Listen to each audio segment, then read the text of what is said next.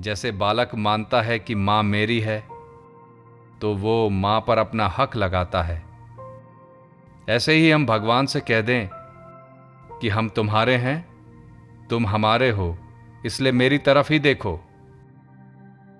न मैं देखूं और को, न तो ही देखन देऊं। मैं और को देखूंगा नहीं और तुझको भी दूसरी तरफ देखने दूंगा नहीं। ऐसा होने पर भगवान वश में हो जाएंगे। हम जो दूसरी तरफ देखते हैं यही बाधा है। परम श्रद्धेय श्री राम सुखदास जी महाराज का प्रवचन। हम ये मानते हैं कि परमात्मा सब समय में है, सब जगह हैं, सभी में है और सबके हैं। अब इन चारों बातों पर विचार करें। परमात्मा सब समय में है तो इस समय है कि नहीं? अगर इस समय नहीं है तो परमात्मा सब समय में है यह कहना नहीं बनेगा। दूसरा, परमात्मा सब जगह है तो यहां है कि नहीं?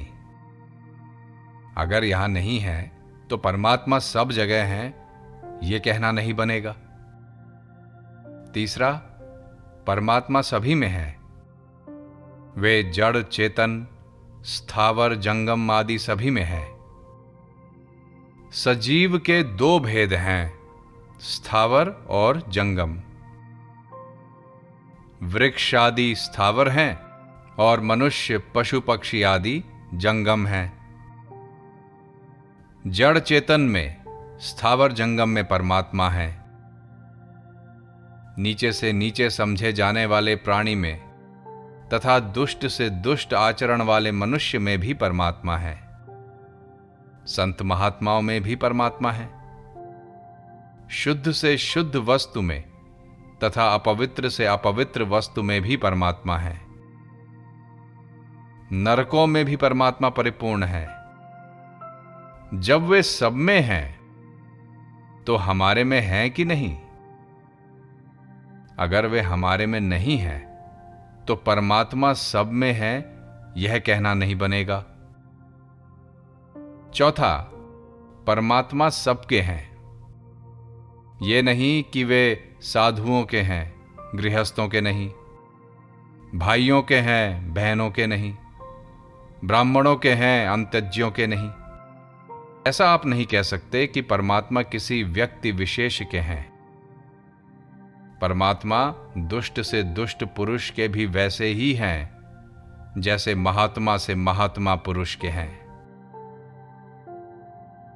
परमात्मा पर महात्मा से महात्मा का जैसा हक लगता है वैसा ही हक दुष्ट से दुष्ट का भी लगता है। उनमें कभी किंचन मात्र भी पक्षपात नहीं है। उनमें पक्षपात हो ही नहीं सकता, असंभव बात है। अतः परमात्मा सबके हैं तो हमारे भी हैं। अगर वे हमारे नहीं हैं तो परमात्मा सबके हैं ये कहना नहीं बनेगा। उपर्युक्त चार बातों की तरफ ध्यान देने से एक बात सिद्ध होती है कि परमात्मा हमें नित्य प्राप्त हैं। हम भगवान का भजन करते हैं, नाम जप करते हैं, कीर्तन करते हैं, रामायण भागवत आदि ग्रंथ पढ़ते हैं, संतों की वाणी पढ़ते हैं, तो ये भाव रहता है कि परमात्मा फिर मिलेंगे। अभी हम परमात्मा की प्राप्ति के योग्य नहीं हुए हैं, इसलिए परमात्मा अभी नहीं मिलेंगे, भविष्य में मिलेंगे। यह धारणा साधकों के लिए महान बाधक है। मन में तो वे समझते हैं कि हम भगवान की तरफ चल रहे हैं, पर वास्तव में भगवान से अलग होने का परिश्रम कर रहे हैं। यह चिंतन कर रहे हैं कि अभी भगवान नहीं मिलेंगे। जब मेरा अंतःकरण शुद्ध हो जाएगा तब भगवान मिलेंगे, अभी कैसे मिल जाएंगे? मैं योग्य नहीं हूं, मैं पात्र भी नहीं हूं। साधक के लिए यह धारणा महान पतन करने वाली है। विचार करना चाहिए कि क्या हमारी अपात्रता से भगवान अटक सकते हैं? क्या भगवान इतने कमजोर हैं कि हम अयोग्य हैं इसलिए वे हमें नहीं मिल सकते? अगर ऐसी बात है तो फिर उनको दयालु कहना ही निरर्थक है। जब वे योग्य को मिलते हैं, अयोग्य को नहीं मिलते, तो फिर दया का क्या लेना देना? भगवान ने अपने आप को प्राणी मात्र का सुहृद कहा है, सुहृदम सर्वभूतानाम। तो क्या दुष्ट से दुष्ट मनुष्य के भी भगवान सुहृद नहीं है? मैं कैसा ही क्यों ना हूं, क्या भगवान मेरे सुहृद नहीं है? अगर उनमें पक्षपात है तो वे भगवान कैसे?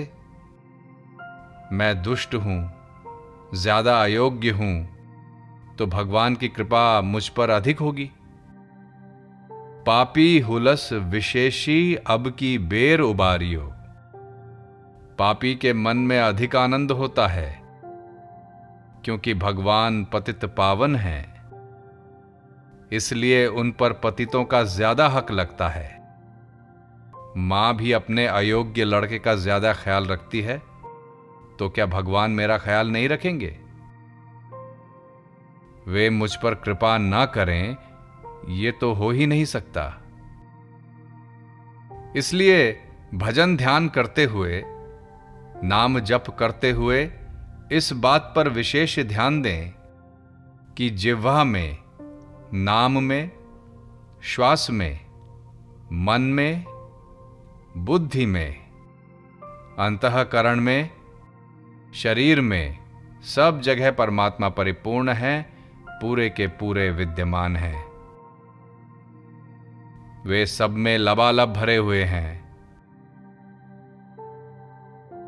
अब ये शंका होती है कि जब वे परमात्मा सब में हैं, सब जगह मौजूद हैं, तो फिर नाम जप क्यों करते हैं? नाम जप के बिना हमको संतोष नहीं होता, इसलिए करते हैं। सनकादि ऋषियों की बात आपने सुनी होगी। वे चारों भाई एक समान ही ब्रह्मज्ञानी हैं। उनमें एक तो भगवान की कथा सुनाता है और बाकी 3 कथा सुनते हैं। इस प्रकार ब्रह्मज्ञानी होते हुए भी वे भगवान की कथा कहते रहते हैं, क्योंकि भगवान की कथा ही ऐसी है। ज्ञान के द्वारा जिनकी चित्त जड़ ग्रंथि कट गई है, ऐसे आत्माराम मुनिगण भी भगवान की निष्काम भक्ति किया करते हैं, क्योंकि भगवान के गुण ही ऐसे हैं कि वे प्राणियों को अपनी ओर खींच लेते हैं। भगवान है ही ऐसे कि उनके भजन के बिना साधक रह नहीं सकता। उतना रस, उतना आनंद कहीं है ही नहीं, हुआ ही नहीं, होगा ही नहीं, हो सकता ही नहीं। इसलिए हम उनका भजन करते हैं। भजन के द्वारा हम भगवान को खरीद लेंगे, ऐसा भाव मत रखना। भगवान तो अपनी कृपा से ही पधारते हैं। भजन, ध्यान, नाम जप, कीर्तन आदि में हमारा अनन्य प्रेम होना चाहिए। कारण कि हमने संसार में आसक्ति, प्रियता करके बड़ी भारी गलती की है। अब इस गलती के संशोधन के लिए हमें भजन, ध्यान, नाम जप आदि करना है। परमात्मा भजन ध्यान आदि के अधीन है, ऐसी बात नहीं है। भगवान स्वयं कहते हैं, ना हम वैदर्न तपसा न दानेन न चेज्जया। अर्थात मैं वेदाध्ययन, तप, दान, यज्ञ आदि के द्वारा प्राप्त नहीं किया जा सकता। उपनिषदों में आता है, नायम आत्मा प्रवचनेन लभ्यो न मेधया न बहुना श्रुतेन। अर्थात प्रवचन से, पंडिताई से, बहुत शास्त्रों का बोध होने से परमात्मा नहीं मिलते। इसका आप उल्टा अर्थ मत लेना कि सत्संग सुनना, पढ़ना, शास्त्रों का ज्ञान प्राप्त करना खराब है। इनको तो करते ही रहना है। कहने का भाव यह है कि इनके द्वारा भगवान के ऊपर कब्जा नहीं कर सकते, अधिकार नहीं जमा सकते। जैसे किसी वस्तु की जो कीमत होती है, वो कीमत पूरी देने पर उस वस्तु पर हमारा अधिकार हो जाता है, परंतु भगवत प्राप्ति के विषय में ऐसी बात नहीं है। साधन करके भगवान पर अधिकार नहीं किया जा सकता। उन पर अधिकार करने का भी एक तरीका है। वह तरीका यह है कि सर्वथा भगवान का ही हो जाए। तन, मन, वचन, विद्या, बुद्धि, अधिकार आदि किसी का भी किंचन मात्र भी सहारा न लेकर केवल भगवान का ही हो जाए, तो भगवान उसके वश में हो जाएंगे। परंतु हमने साधना की है, हमने जप किया है, हमने कीर्तन किया है, हमने अभ्यास किया है, हम गीता को जानते हैं, हम अनेक शास्त्रों को जानते हैं। ऐसी हेकड़ी से भगवान वश में हो जाएं, यह असंभव बात है। भगवान वश में होते हैं तो कृपा परवश ही होते हैं। उनकी कृपा उसी पर होती है जो सर्वथा उनका हो जाता है। वे सस्ते हैं तो इतने सस्ते हैं कि हे नाथ, मैं आपका हूं। इतना सुनते ही भगवान कहते हैं कि हां बेटा, मैं तेरा हूं। आप कितनी ही विद्या, बुद्धि, योग्यता आदि लगा लो, उससे आपका ज्ञान बढ़ सकता है, आप में पवित्रता आ सकती है, पर उससे भगवान वश में हो जाएं, यह बात नहीं होगी। भगवान हमारे हैं और हम भगवान के हैं, यह सच्ची बात है। इसलिए भजन ध्यान करते हुए इस बात को विशेषता से याद रखें कि भगवान अभी हैं, यहां हैं, मेरे में हैं और मेरे हैं। अब निराशा की जगह ही कहां है। जैसे बालक मानता है कि मां मेरी है, तो वो मां पर अपना हक लगाता है, पूरा अधिकार जमाता है। मां इधर उधर देखती है तो उसकी थोड़ी पकड़कर कहता है कि तू मेरी तरफ ही देख बस। अतः मां को उसकी तरफ देखना पड़ता है। ऐसे ही हम भगवान से कह दें कि हम तुम्हारे हैं, तुम हमारे हो, इसलिए मेरी तरफ ही देखो। संतों ने कहा है, न मैं देखूं और को, न तो ही देखन देऊं। मैं और को देखूंगा नहीं और तुझको भी दूसरी तरफ देखने दूंगा नहीं। ऐसा होने पर भगवान वश में हो जाएंगे। हम जो दूसरी तरफ देखते हैं, यही बाधा है। एक बानी करुणा निधान की, सो प्रिय जाके गति न आन की। इसलिए कोई कैसा ही हो, उसको भगवान की तरफ से निराश नहीं होना चाहिए। आपका विश्वास ना बैठे तो जप करो, कीर्तन करो, सब कुछ करो, और विश्वास बैठे तो भी सब कुछ करो, क्योंकि यह तो करने की चीज है। परंतु जप ध्यान आदि के द्वारा भगवान पर कोई कब्जा कर ले, यह बात नहीं है।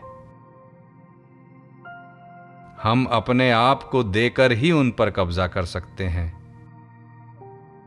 हमने अपने आप को संसार को दे रखा है, इसीलिए दुख पा रहे हैं।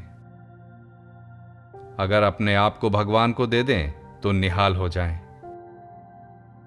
बिल्कुल शास्त्र सम्मत बात है कि क्रियाओं के द्वारा भगवान पर कब्जा नहीं कर सकते। कितनी ही योग्यता प्राप्त कर लें, उन पर अधिकार नहीं जमा सकते। कारण कि इनके द्वारा अधिकार उसी पर होता है जो इनसे कमजोर होता है। 100 रुपयों के द्वारा हम उसी चीज पर कब्जा कर सकते हैं जो 100 रुपयों से कम कीमत की है। कोई चीज 100 रुपयों की है तो हम 125 रुपए देकर उस चीज पर कब्जा कर सकते हैं। ऐसे ही भगवान को किसी योग्यता से खरीदें तो उस योग्यता से कमजोर भगवान ही मिलेंगे। अतः ये विरक्त हैं, ये त्यागी हैं, ये विद्वान हैं, ये बड़े हैं, इनको भगवान मिलेंगे, हमको नहीं, यह धारणा बिल्कुल गलत है। अगर आप भगवान के लिए व्याकुल हो जाओ, उनके बिना रह न सको, तो बड़े बड़े पंडित और बड़े बड़े विरक्त तो रोते रहेंगे, पहले आपको भगवान मिलेंगे। आप भगवान के बिना रह नहीं सकोगे तो भगवान भी आपके बिना रह नहीं सकेंगे। इसलिए परमात्मा की तरफ से किसी को भी कभी किंचन मात्र भी निराश नहीं होना चाहिए और संसार की आशा नहीं रखनी चाहिए। कारण कि संसार आशा मात्र से नहीं मिलेगा। अगर मिल भी जाए तो टिकेगा नहीं। अगर ये टिक भी जाए तो आपका शरीर नहीं टिकेगा। संसार अभाव स्वरूप है, इसलिए उसका सदा अभाव ही रहेगा। परमात्मा भाव स्वरूप हैं, इसलिए उनका सदा भाव ही रहेगा।